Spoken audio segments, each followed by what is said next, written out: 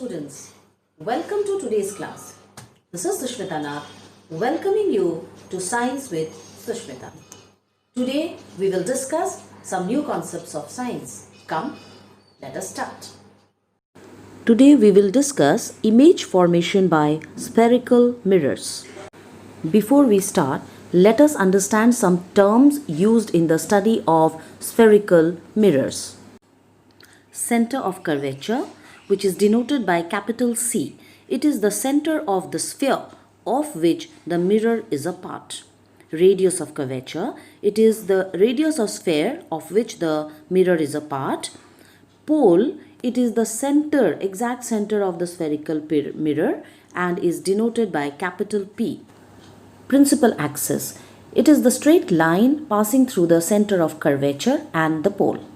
Principal focus, in a concave mirror, rays of light parallel to the principal axis after reflection meet at a point on the principal axis called the focus, while in a convex mirror, rays of light parallel to principal axis after reflection get diverge and appear to come from a point on the principal axis behind the mirror and called the focus. It is denoted by capital F.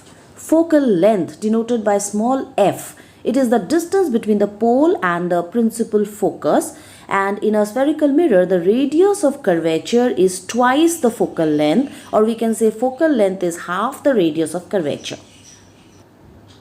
Here is the principal axis xy, the focus F, center of curvature C, pole P. And this distance is the focal length of this mirror. Images formed by concave mirror. Let us see what type of image is formed when an object is placed at different positions in front of a concave mirror. Object placed at infinity from a concave mirror. If this is a concave mirror and there is an object at infinity, and let us see light rays parallel to the principal axis coming from the object and falling on this mirror. As it falls on the mirror, concave mirror being a converging mirror, these light rays will converge at focus. That means the image will be formed at focus. So what will be the nature of this image? As it is visible, the image formed is highly diminished, real and inverted. Object beyond C. Let us consider these two light rays passing through the object falling on the concave mirror, and let's see where they intersect. As you can see, this is the point of intersection of the two reflected rays. That means image will be formed here. So the nature of image is diminished, inverted and real. Let us see this case when the object is placed at center of curvature C. So the light rays, one parallel to the principal axis and one passing through the focus, as they are reflected, they meet at a point, and you can see the point is at C. That means the image will be formed at C. So what can you say about the nature of image? It's quite visible. Image is same in size as that of the object. It is real and inverted. When the object is between center of curvature and focus. Let us consider a parallel beam of light which after reflection passes through the focus, and a light ray that passes through the focus becomes parallel after reflection. As you can see, this is the point of intersection of the two light rays, that is the point of image formation. So what can you say about the image formed, its nature? Yes, the image formed is beyond C, enlarged, real and inverted. Let us see this case when the object is placed at focus of a concave mirror. A light ray parallel to the principal axis passes through the focus after reflection, and the second light ray, which passes through the center of curvature, returns back through the same path. Now, can you see them meeting somewhere? No. But yes, these two light rays will meet where?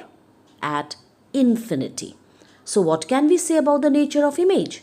We can guess that the image formed will be at infinity, highly enlarged, real and inverted. Now let us see what happens when object is placed between focus and pole of a concave mirror. We consider two light rays, one parallel to the principal axis which converges at focus after reflection, and the second one which passes through the center of curvature and reflects back through the same path. Now as you can see in the picture, they appear to meet at a point behind the mirror. That means the light rays are not actually meeting, but they appear to meet. So what will be the nature of image? Perhaps you all could guess that the image formed is behind the mirror, enlarged, virtual and erect. Now let us see image formation by convex mirror. We will study two cases. The first one is when the object is placed at infinity from a convex mirror. Let us suppose an object at infinity from which light rays parallel to the principal axis are falling on a convex mirror. As we know, a convex mirror is a diverging mirror. Light rays will diverge after reflection. So how do they meet? They are not actually meeting but appear to meet on the other side of the mirror. You can see these dotted lines which show the formation of virtual image. So here at this point, that is at focus, the light rays appear to meet. So this is the point of formation of image. Now what is the nature of image? Yes, the image formed is highly diminished, virtual and erect in nature. Now let us see the second case when object is between infinity and pole of a convex mirror.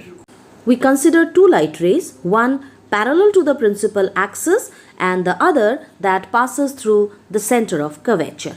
And we see they meet at a point behind the mirror. And let us see the nature of image. It's quite visible. The image formed is diminished, very small in size, virtual as the light rays are not actually meeting, and erect. So now let us see uses of spherical mirrors. Uses depend on the type of images formed by these mirrors. Uses of concave mirror. Concave mirrors are used in torches, searchlights, in the headlights of vehicles to get parallel beams of light. They are also used as shaving mirrors because they form larger image of the face, and they are used by dentists to see the larger image of the teeth. Large concave mirrors are used in solar cookers to produce large amount of heat, even in solar furnaces. The reason behind this is that a concave mirror is a converging mirror, so when all the light rays are converged at a point, it produces a very high amount of heat. Let's see the uses of convex mirror. Convex mirrors are used as rear view mirrors in vehicles. The reason is that it gives erect and diminished image, but the best part is that the reason behind using it as a rear view is that it has a wider field of view than plane mirror. So we can see a larger area in our rear view when we are driving. So students, based on your understanding from this video, try to solve the questions given here. So students, I hope you have understood the topics that I have covered in this video. Until I come up with my next video, keep learning, enjoy learning. Thank you.